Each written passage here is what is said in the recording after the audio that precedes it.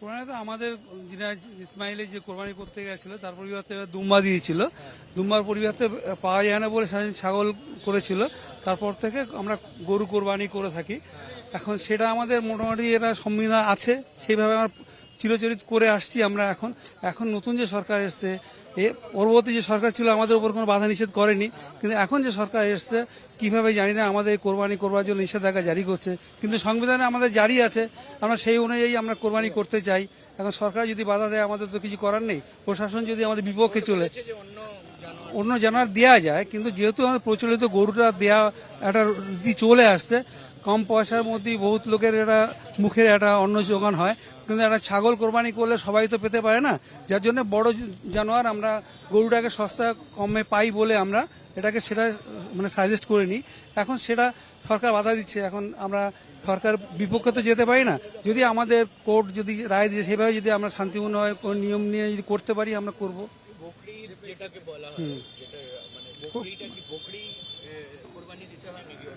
না, বকরি ব্যাপারে এটা বকরি ঈদ বলতে যেটা আমাদের কোরবানি দুম্বা করা হয়, সে দুম্বাকে বকরি ঈদ মানে প্রচলন হয়ে গেছে আর কি। সেটাকে আমরা মানে মানে একটা এমন একটা জন্তু জানোয়ার দান করতে হবে যেটা নিজের কলিজার দাগ লাগে, এরকমভাবে আমাদের বকরা ঈদ করতে হয় আর কি। হ্যাঁ, বকরি ঈদ এমন কোনো কথা নেই, এটা প্রচলন হয়, সেটা বকরি ঈদ আর কি মানে চালু হয়ে গেছে আর কি। হচ্ছে ত্যাগ। পরম করুণাময় আল্লাহর কাছে আমরা যে কুরবানিটা দিই, জানোয়ারটা দিই, জানোয়ারের যে মাংস এবং যে ব্লাড, যেটা খুন, যেটা সেইটা পৌঁছায় না, পৌঁছায় আমরা যে আল্লাহকে কতটা মহব্বত করি, কতটা ভয় করি, সেই ভয়টাই আমাদের হচ্ছে মেন, যে আল্লাহকে ভয় করছি আমরা। এইটাই আল্লাহ দেখে যে আমার বান্দা আমার প্রতি কতটা ভয় করে। এবার সেখানে আছে গরু আছে, মোষ আছে, আপনার ছাগল আছে, ভেড়া আছে, দুম্বা আছে। এবার হচ্ছে কি গরুতে 7টা নাম দেওয়া যায়। একটা গরুর মূল্য 30,000 টাকা, তাদের 7টা নাম দেওয়া যাবে। 7টা দাম মানে 4 7 28, কথা আমি বলছি, 4 7 28 4,000 সামথিং পড়ছে। কিন্তু একটা যখন ছাগল বা কিনতে যাবেন 8,000 10,000 পড়ে যাবে, একটাতে কস্ট বেশি পড়ে যাচ্ছে। একটাই নাম হচ্ছে অনলি, এইটা একটাই আছে। আর গরু কুরবানি যেটা 1955 সালে যেটা কাউ স্লোটার কন্ট্রোল অ্যান্ড প্রোটেকশন যে অ্যাক্ট ছিল, সেই অ্যাক্টে গরু জবাই করাটা নিষেধাজ্ঞা ছিল। এই কারণেই নিষেধাজ্ঞা ছিল, সেই সময় গরু এবং মোষ চাষবাসের কাজে লাগতো। ব্রিটিশ আমলে সেই সময় চাষবাসের কাজে লাগতো। এখন অত্যাধুনিক মেকানিক্যাল জিনিস বেরিয়ে গেছে, ট্রাক্টর বেরিয়ে গেছে, সেই সমস্ত জিনিস বেরিয়ে যেন গরুর আর অতটা প্রয়োজন পড়ছে না। এখন শুধুমাত্র দুগ্ধ উৎপাদন করার জন্যই ব্যবহৃত হয়। তো গরু যেটা আমরা গ্রাম বাংলায় যেটা দেখি, যেটা মুসলমানদের বাড়িতে গরু খুব কমই ব্যবহৃত হয়, খুব কমই তারা পোষে। বেশিরভাগ ঘোষ দাস হিন্দু ফ্যামিলিতে বেশি পোষে, এবং তারা আমাদের খোঁজ রাখে, এই সময় আমাদের জন্য রেখে দেয় যে গরুটা আমরা রেখে দিচ্ছি, আপনারা আসুন নিয়ে যান। কিন্তু হ্যাঁ, এবং তারা বেশি দামে পায়। গরুটা দুধ দেওয়া বন্ধ হয়ে গেল মানে এবার তারা বিক্রি করবে, একটা মোটা টাকা পাবে। 80,000 1 লাখ 2,500 2.5 লাখ 1.5 লাখ 2 লাখ টাকা দামে পাচ্ছে। তো 4টে গরু থাকলে 6 লাখ টাকা পেয়ে যাচ্ছে। তো তার তো এবার সেই দামটা তো যখন পাবে তার তো হাত পা কাঁপবে। আর এখন যদি না পাচ্ছে সে একটা অভাবে ভুগছে। তো সেই জন্যে এত বছর আমরা করে আসছি। এর আগে যত সরকার গেছে কেউ কিন্তু এর উপর কোনো নিয়ন্ত্রণ আরোপ করেনি, কিন্তু এই সরকার এসে এর উপর নিয়ন্ত্রণ আরোপ করেছে। তাও আবার ফের মানে কোর্টের যে সেকশন যেটা আছে, যে সেকশন 12 1950 যে সেকশন আছে, যে কোনো ধর্মীয় অনুষ্ঠানে গরু মোষ ইত্যাদি জবেও করা যাবে, সেই সেকশনটাই বলা আছে। কিন্তু অন্যান্য ক্ষেত্রে নিষেধাজ্ঞা আছে। কিন্তু এখন যেহেতু একটা বকরিদ একটা উৎসব, সারা ভারতবর্ষের একটা উৎসব, সারা বিশ্বের একটা উৎসব, এটা ওয়ার্ল্ড ফেস্টিভ্যাল একটা, তো সেই হিসাবে এটা বর্তমান সরকার এটাকে গায়ের জোরে বলুন বন্ধ করার প্রচেষ্টা করছে। তাতে কিন্তু আমাদের প্রতিবাদটা হচ্ছে না। আমরা যদি গোমাংস খাওয়াটা বন্ধ করে দিই, এখন গ্রাম বাংলায় গোষ্ঠের দাম হচ্ছে 350 টাকা। আমাদের ছোটোখাটো ফ্যামিলিতে 5 কিলো মাংস লাগে, 5 কিলো মাংসের দাম হচ্ছে 1750 টাকা। তো এবারে 4 কিলো মাসে যদি হয় তাহলে 400 68 7,000 টাকা আমাদের খরচা হচ্ছে এখানে। আমরা সে জায়গায় যদি সবজি কিনি আমাদের 600 700 টাকা আমাদের 1 মাসের সবজিতে হয়ে যাবে, তাহলে আমাদের সেভ হচ্ছে 6,300 টাকা। তো আমরা আমাদের ছেলেদেরকে বলবো যে এই পয়সাটা তোমরা লেখাপড়ার কাজে ব্যয় করো, যাতে ভালো লেখাপড়া শিখতে পারো, ইঞ্জিনিয়ার হতে পারো, সেই কাজে আমাদের ব্যয় করলে চলে যাবে, যে এটা খেতেই হবে, বাধ্যতামূলক নয়।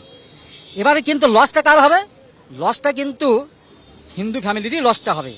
এবং এই গোমাংসটা যত গরুটা যত কন্ট্রোল করবে, গোশালায় নিয়ে যাবে যখন, এইটা আবার ফের ডালমিয়া কোম্পানি আছে, বড় বড় যে সমস্ত মারোয়ারি কোম্পানি আছে 8 থেকে 10টা, তারা এই গোমাংসটা বাইরে এক্সপোর্ট করবে, ভালো করে কন্টেনারি করে বেঁধে তারা মিক্স করে তার বহু কোটি টাকা কামাই করবে, সেখানে নিষেধাজ্ঞা নেই। এবং নট অনলি দ্যাট, যে খ্রিস্টান যারা আছে তারা তো সারা বিশ্বে খাচ্ছে মাংস, এবং আমেরিকার চিকাগোকে বলা হচ্ছে ওয়ার্ল্ড লার্জেস্ট স্লোটার হাউস, শ্রেষ্ঠ কসাইখানা যেখানে বলা হচ্ছে, সেখানে কোনো নিষেধাজ্ঞা নেই। শুধুমাত্র মুসলিমরা খাচ্ছে বলে তার জন্য নিষেধাজ্ঞা হচ্ছে, তাতে আমাদের কিছু এসে যায় না। কিন্তু এই গরুটাকে যে মা বলে সম্বোধন করছে, তো 14 বছর পরে বলছে মাকে কেটে খেয়ে নাও। এই যে বার্তা হিন্দু সমাজের মধ্যে প্রচারিত হচ্ছে, সনাতন ধর্মের একটা অপমান হচ্ছে এতে। এই যে সরকার এসছে, এতে নিজের ধর্মেরটাকে অপমান করছে। তারা আমাদের বলছে যে আমরা আপনার বাড়িতে পৌঁছে দিয়ে আসবো গরু, আপনারা নিয়ে যান। বলছে না, আমরা যাবো না, আমাদের তো এক্ষুনি বলবে জয় শ্রীরাম বলে মারতে আসবে, করতে আসবে, বেজ্জতি করবে, কি দরকার আছে। তারা বলছে যে আপনারা বাড়িতে নিয়ে যান, পয়সা আপনারা সেখান থেকে নেবো, এরকমও তারা বলছে, এতটা আমাদের সাথে সহযোগিতা করছে। তো এখানকার মানুষ যথেষ্টই, আমাদের এখানকার মানুষ যথেষ্ট শান্তিপ্রিয় মানুষ, কৃষ্টি কালচার মানুষ, তারা কিন্তু ওই জিনিসটাকে মেনে নিচ্ছে না। যে হিন্দু মুসলিম ডিভাইড করে দিয়ে, যে ইংরেজি ব্রিটিশ পলিসি যে আনডিভাইড রুলস, সেই ডিভাইড রুলটাকে তারা এখানে ফলো করছে। তো এখন সরকারে মোট 17টা মামলা হয়েছে, এর জন্য 17টা মামলা করেছে। আর একটা জিনিস, মসজিদ মাদ্রাসায় বলছে যে বন্দে মাতরম পড়তে হবে। বন্দে মাতরম পড়াটা আমাদের জন্য বাধ্যতামূলক নয়। বন্দে মাতরম বলাটা আমাদের ধর্মীয় বিশ্বাসের একটা পরিপন্থী, এটা আমাদের বলা চলবে না। আমরা একমাত্র পূজা করি আল্লাহর, অন্য কারণ নয়। সমস্ত কিছু সৃষ্টিকর্তার উদ্দেশ্যেই আমরা করি।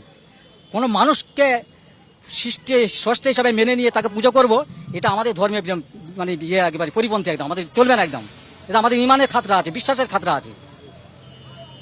তো আমরা কুরবানি যদি এখনো বলে যে গরু কুরবানি দিতে, আমরা কিন্তু গরু কুরবানি দেবো না, আমরা গরু কুরবানি দেবো না। আমরা একটা বছর গ্রাম মানুষকে বলছি যে মাংস খাওয়াটা বন্ধ করে দাও। দেখো ঘাটতিটা কোথায় যায়। এখনো পর্যন্ত 1,05,000 কোটি টাকার ঘাটতি টাকা দিয়েছে, রাজস্ব ঘাটতি। রাজস্ব যে ইনকাম হতো গরু কেনাবেচা করে, যে হাট থেকে হতো সেখানে একটা চালান নিতে হতো, সে গরু পিছু তারা একটা টাকা যেত, হাটের মালিক টাকা পেত, সরকার পেত টাকা। তো এই হিসাবে এত টাকা হচ্ছে, এবং যে গরু কেনাবেচা করছে তারও বিশাল টাকা লস হচ্ছে। কেউ ভেবেছিল আমার মেয়ের বিয়ে দেবো, এই গরুটা বিক্রি করে এত টাকা জমিয়ে সোনা দানা কিনে বিক্রি বাটা করবো। তো সেই ক্ষেত্রে আমরা আমাদের সমস্ত সমাজকেই বলে দিচ্ছি যে একটা বছর গোমাংস খাওয়াটা বন্ধ রাখো। এবং এই গোমাংসটা খাওয়াটা বন্ধ রাখলে গরুর চামড়া বিক্রি করে যে টাকা আয় হতো, আজ থেকে 10 বছর আগে আমি বর্তমান পেপারে পড়েছি 34,600 কোটি টাকা শুধুমাত্র এই মানে চামড়া চর্মজাত দ্রব্য বাইরে বিক্রি করে সেটা আমদানি করে ইনকাম করা হয়। এবং তার সাথে বহু ছেলে নিযুক্ত আছে, কর্মসংস্থান আছে। এই সমস্ত কর্মসংস্থানগুলো কিন্তু আস্তে আস্তে বিলুপ্তির পথে যাবে, কর্মসংস্থানটা হারাবে। তো এই সরকারের উদ্দেশ্যই হচ্ছে যে কিভাবে কর্মসংস্থান থেকে লোপ করে দেওয়া যায়, যে মানুষ রুজি থেকে যাতে নিশ্চিত হয়ে যায়। আজকে হকারদের দেখুন, তাদের দোকানপাট ভেঙে দিয়ে তাদেরকে করে দিচ্ছে। তো মানুষের রুজি কি করে বাড়বে, কি করে কর্মসংস্থান হবে, সেই সব দিকে কোনো ধান্দা নেই। পেট্রোল ডিজেল কোথায় হাইক হয়ে যাচ্ছে, এখনো পর্যন্ত যা অবস্থা 1 মাসের মধ্যে তো আমার তো মনে হয় কিছু একটা ফের লকডাউন না হয়ে যেতে পারে, এরকম একটা পরিস্থিতি চলছে। যেরকম ভাবে সোনা দানার যেভাবে দাম বেড়েছে, তো যারা বলেছিল যে আজকে দিন আনেওয়ালা হ্যায়, না খাউঙ্গা না খানে দুঙ্গা, এই যে নিট পরীক্ষায় 100 কোটি টাকার কেলেঙ্কারি হয়ে গেল, আজকে তারা কি করছে? আজকে 56 ইঞ্চি ছাতি, তারা আজকে আমেরিকার কাছে যা বলছে তাই শুনছে।